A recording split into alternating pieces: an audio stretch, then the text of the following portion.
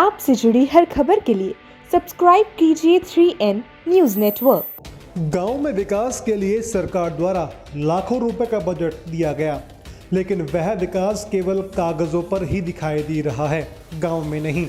गांव में जिन गरीबों को आवास मिलने चाहिए थे उनको ना देकर के जिनके पक्के मकान बने हुए हैं उनको दिया गया है। गांव में बिजली का मकड़ा जाल फैला हुआ है। हम बात कर रहे हैं फर्रुखाबाद के विकास खंड कमालगंज क्षेत्र के गांव भड़ौसा का। इस गांव में 8000 वोटर हैं। गांव की कुल जनसंख्या लगभग 20,000 है। साथ ही यहां शिक्षा का स्तर 20% है।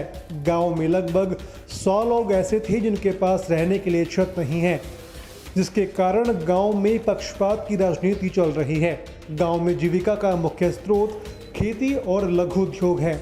गांव कहां जानने के लिए हमारी टीम जब गांव पहुंची तो देखा कि गलियों से लेकर के नालियां व गरीबों को किस प्रकार से सरकारी योजनाओं का लाभ दिया गया।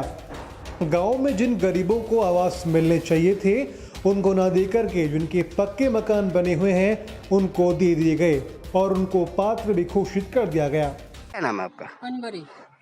आप झोपड़ी में रह रही हैं, छप्पर पड़ा हुआ है, पक्का मकान नहीं है, क्या कारण है?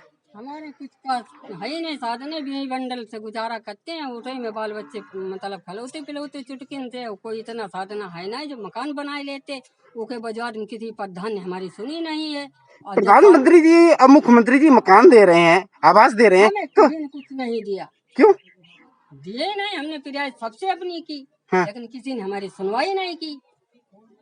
हमने तो अपने गांव के प्रधान से कही आपने? हमने सबसे कही। हाँ, तो क्या कही प्रधान ने? प्रधान ने कही कि मतलब अब क्या बता मैं।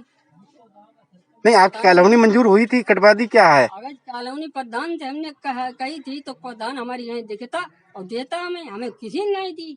गांव में पानी के निकास के लिए 4 फुट गहरा नाला बनाया गया था, लेकिन देखने पर लगता है कि उस नाले की कई वर्षों से सफाई नहीं करवाई गई।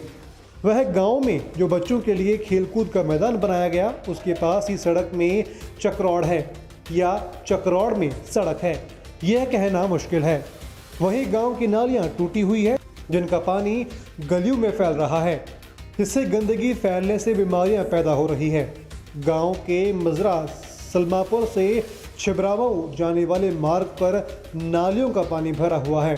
पूरे गांव में 3 साल पहले की बिजली 5 लाइन डाली गई है। 1 माह चलने के बाद बिजली की लाइन बंद पड़ी हुई है। गांव के लोग 100 से लेकर के 500 मीटर केवल लाकर अपने घरों में बिजली जला रहे हैं। छप्पर में रह रही हैं, क्या कॉलोनी नहीं मिली आपको? क्यों? प्रधान देखे?